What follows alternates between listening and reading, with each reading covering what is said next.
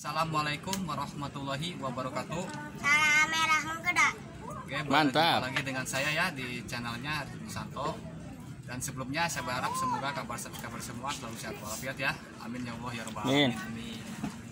Oke, di sini saya ada sedikit waktu luang untuk berbagi pengalaman tentunya.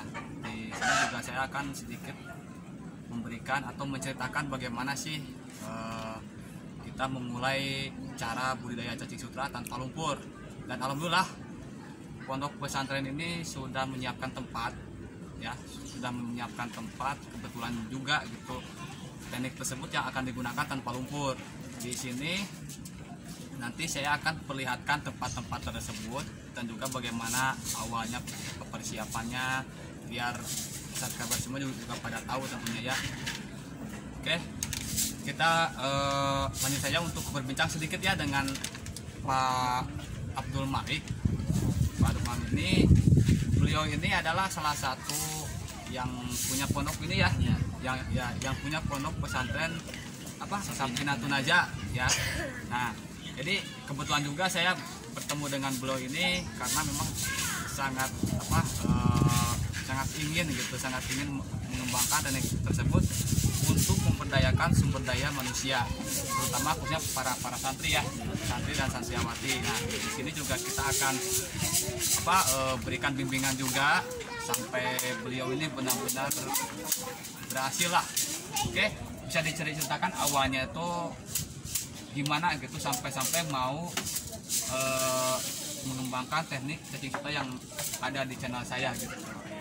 Ya, waktu pertama kali sebelum saya kenal sama ayah, saya melihat dari YouTube juga.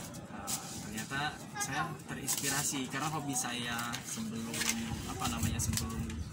menjadi pimpinan pondok pesantren, karena ini pondok pesantren punya perintisnya bapak saya. Nah, dari sini saya merasa ingin mengembangkan, dari saya melihat dari channel A juga, mengembangkan sumber daya manusia. Itu sumber daya manusianya siapa? Itu santri, seorang santri ya betul. Jadi selain kita di pondok pesantren Sakinatun Najah dan para santri juga ini ingin mempunyai kemahiran di bidang-bidang tertentu gitu. Ya, kegiatan lah ya, jadi kegiatan lain lah selain masalah agama ya, selain baca kitab dan agama dan lain-lain juga. Nah, saya terinspirasi mau mengembangkan yang tadi. Ya, oke.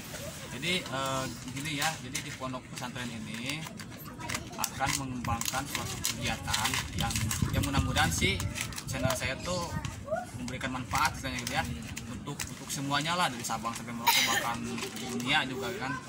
Kemarin juga sempat banyak komen tuh. Nah, di sini juga insya Allah saya akan bimbing beliau sesuai dengan arahan yang saya berikan. Mudah-mudahan beliau ini bisa berhasil. Nanti akan saya ambil kesimpulan bahwa keberhasilan tersebut tidak akan sia-sia. Jadi akan saya berikan sertifikat juga buat beliau kan. Oke, tempatnya sudah dimulai disiapkan. Ya, sudah. Namun belum 100% sih. Oh iya, kita lihat aja nanti. Ya, intinya sekitar 80% lah. Si tempat tersebut sudah mulai disiapkan.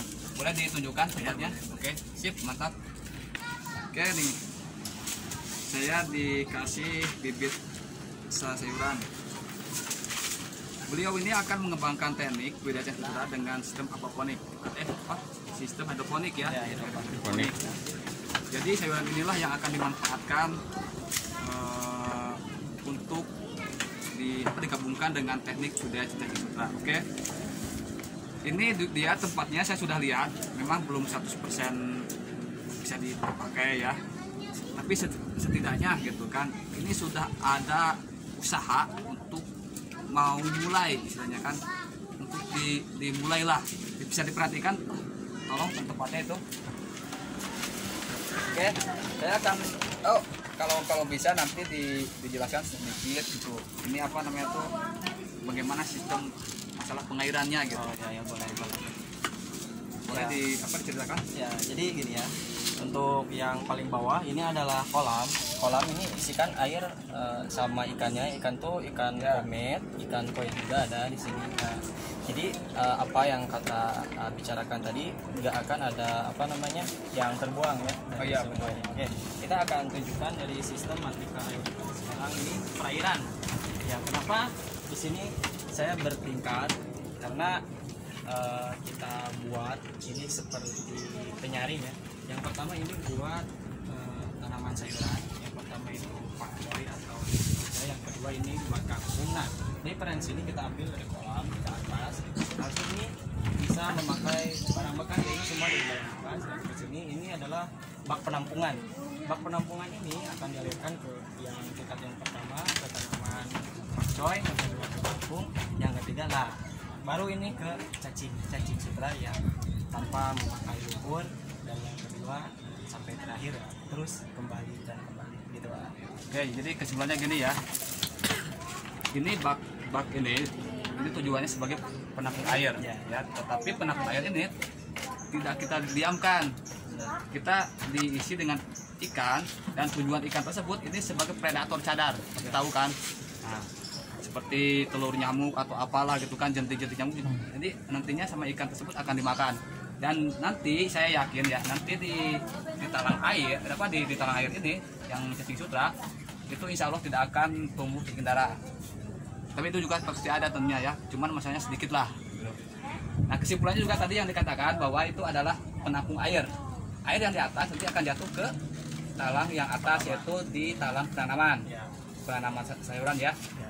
Dan turun ke bawah, dan turun lagi ke bawah ke cacing sutra. Dan air apa artinya air yang dihasilkan dari talang air di atas itu kan jernih, sudah melalui masa proses penyerapan lah, seperti penyerapan amoniak dan lain-lain gitu. Jadi artinya cacing yang masuk ke cacing sutra tersebut ya itu bersih ya, itu bersih. Nah, oke. Mungkin ada inspirasi lain atau seperti apa gitu yang harus diceritakan gimana gitu. Oh ya. Karena di sini saya untuk meningkatkan SDM dan untuk mengurangi sampah juga ya. Ya. Saya jadi semuanya menggunakan barang bekas. Jadi intinya semuanya itu pakai yang bekas lah ya. Jangan kita kalau istilahnya kalau kita mulai dari awal memanfaatkan yang ada seperti itu. Jangan sampai kita misalkan maksa-maksain belilah gimana tuh kan. Nah, itu bisa jadi kita akan drop juga pada saat kita gagal gitu kan. Jadi kita memanfaatkan yang bekas dulu aja lah sebagai pembelajaran. Nanti selanjutnya kalau sudah berhasil insya Allah boleh, terserah itu mau bikin gede-gedean juga nggak apa-apa ya. Oke, terus ada lagi. Oh ya, ini untuk melubanginya juga saya sendiri tidak memakai bor ya.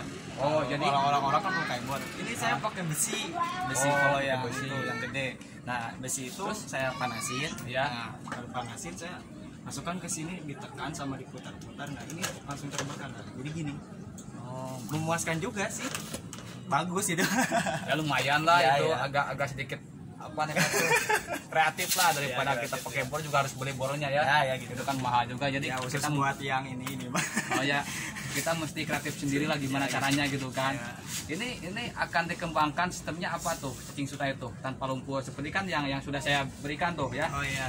Yang sudah saya berikan tuh seperti medianya dari media ampas tahu fermentasi, media gerobak pisang, media kardus, dan media batang sayuran. Nah, nanti sawi ini bisa kita manfaatkan juga sawi yang jeleknya kan, atau tidak layak konsumsi, kita bisa manfaatkan juga hasilnya nanti buat ke cacing sutra. Jadi tidak ada yang terbuang lah, yang terbuang kemana tidak ada. Jadi yang terbuang kita bisa manfaatkan kembali seperti itu.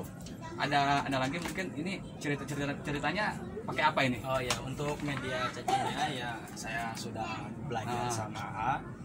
Ya saya lihat untuk pengembangan ini saya akan menggunakan apa namanya tadi tahu dari batang sayuran. Oh, batang sayuran ya. Kenapa saya mengambil batang sayurannya? Saya ngambil dari segi kemudahan karena di sini letak lokasi di pasar. Nah, dekat itu banget. ya. Nah, jadi dekat ya pasar ya. Gitu. Dekat pasar gitu. Pasar kemana arahnya? Ya kalau pasar ya? ke sana. Sana kelihatan sini tuh. Gitu ya. Dekat lah. Lumayan ya. Jadi pada istilahnya emang tujuan saya tuh kenapa saya mencari alternatif lain selain ampas tahu itu biar yang pemula itu lebih mudah lagi cari media, khususnya kalau misalkan yang di daerah mana susah cari ampas tahu, terus ada saya sajikan media-media lain gitu kan, seperti yang tadi yang dikatakan mau pakai media batang sayuran. Nah, mau pakai media gedung pisang juga bisa, kardus bekas juga bisa, insya Allah lah gitu. Tapi dan saya juga akan terus memberikan support kepada beliau ya, agar terus semangat dalam mengembangkan teknik budidaya cacing sutra. Mantap. Yang akan digunakan sama beliau itu dengan media batang sayuran saja. Oke. Nah, saya juga berdoalah semoga beliau ini terus berjalan dengan lancar dan berhasil ya. Amin, amin, Doanya amin. jadi semuanya. Insya Allah kalau berhasil juga mudah-mudahan lah gitu, apa yang telah saya berikan untuk beliau juga bisa dikembangkan. Amin, amin. Nah, ada lagi yang akan diceritakan? Ya sudah untuk Cukup ya. Oke, jadi gitu kesimpulannya ya. Jadi budidaya cacing sutra yang akan dikembangkan sama Pak Abdul Malik ini itu sistem hidroponik ya, sistem hidroponik ya. Nah, dan juga media cacing sutra yang akan digunakan atau dimanfaatkan itu cuma batang sayuran saja, yang sudah saya berikan juga sih tutorialnya di video saya kan. Oke, cukup sekian penjelasan tentang bagaimana sih cara saya berbincang-bincang dengan beliau ini, dan juga bagaimana tadi caranya beliau bisa ingin sekali mengembangkan budidaya cacing sutra, dan tujuan maksudnya yaitu untuk mengembangkan sumber daya manusia. Oke, semoga beliau ini lancar dan sukses. Saya mendoakan. Oke, cukup sekian dari saya. Semoga video ini memberikan inspirasi juga yang baru untuk rekan-rekan semua, Amin. subscriber semua, dan mudah-mudahan saya berharap subscriber semua yang pemula, insya Allah saya doakan berhasil dalam memulai budidaya cacing sutra. Amin, amin. Oke, salam satu media, salam merah menggoda. Wassalamualaikum warahmatullahi wabarakatuh. Mantap. Amalin dengan